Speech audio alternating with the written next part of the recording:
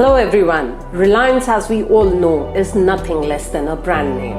In fact, Reliance is one of those Indian firms that put India's name on the world map in terms of business. Where initially it started with being in the textile sector, the firm constantly kept foraying into other sectors like energy, material, retail, telecommunication, entertainment, and finally digital services. But how did all this begin? In today's video, we are going to navigate through the story of how Reliance was born. To begin with, the firm had a humble and modest start. Let's turn the wheel of time and know the backstory of Mr. Dhirubhai Ambani, who laid the foundation of this conglomerate firm. Reliance Industries have such a great contribution in the country. So let's see its success journey.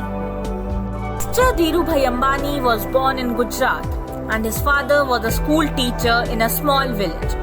Although his father was a teacher, he had no interest in studies. So he gave up his studies in class 10th and went to Aden for work. There he firstly worked at a gas station and did other jobs as well. Young Dhirubhai Ambani had a good skill of spotting profit and opportunities. In Aden, he noticed that coins were made of silver and value of coins were less as compared to its material.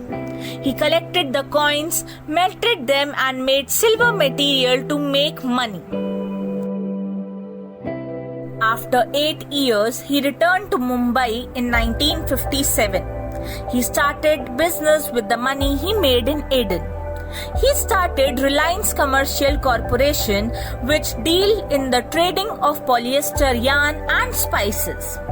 In Aden, his friend Mr. Praveen Bhai Thakkar opened a Reliance store, and from there, Dhirubhai Ambani take the name Reliance.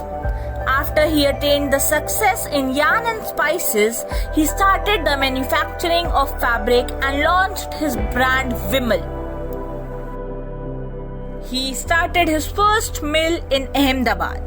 As he did not get good response from wholesalers, so he decided to directly sell the fabric to customer, and the brand Vimal expanded and have a great success.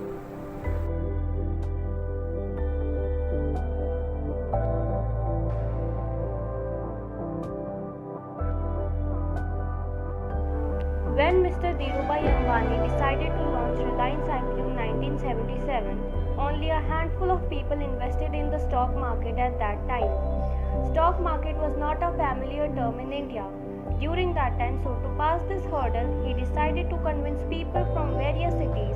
He started to enlighten them about the future plans of his company and how the common public can benefit from the success of Reliance in future. As a result, Reliance IPO saw the participation of about 58,000 retail investors, and it was subscribed 7 times. In fact, during that time, it was the first IPO in India where so many retail investors participated. After successfully launching the IPO, he started to focus on expanding his business. For this, he ventured the manufacture of materials needed to make polyester like petrochemicals. Before the liberalization of 1991, it was pretty difficult to do any business in India. Still, Mr. Dhirubhai Ambani managed quite well to expand his business across sectors and cities. His basic and simple business strategy was to make quality product, then sell it in huge volumes, even if the profit margin was less. Mr. Dhirubhai Ambani started to enter other sectors such as telecommunications, power infrastructure services, etc. He not only took his firm to new heights of success, but the shareholders of his firm also earned a handsome amount of money from the success of Reliance.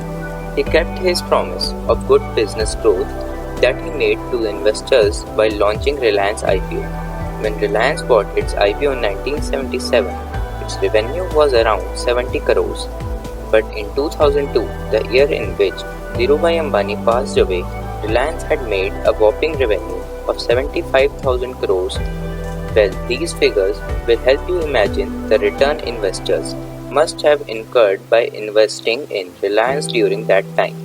It won't be wrong to quote that Mr. Dhirubhai Ambani made Reliance an investor-friendly firm. This can be validated by an incident where in 1986 the annual shareholder meeting of Reliance was attended by nearly 28,000 shareholders.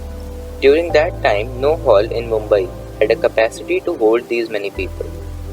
He ended up organizing the annual meeting in a ground named Cross Maidan Garden. Well, that itself was a record. Reliance Industries was the private Indian firm to make it the list of Fortune 500. In fact, his first textile mill built near Ahmedabad was appreciated by the World Bank. Mr. Dhirubhai Ambani was world's 138th richest person when he passed away.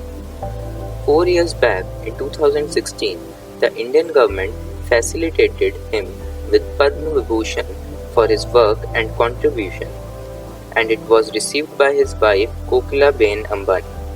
Mr. Dhirubhai Ambani is an example to show the world that even without a strong financial background or an Oxford degree, one can build an empire with a successful business after he passed away.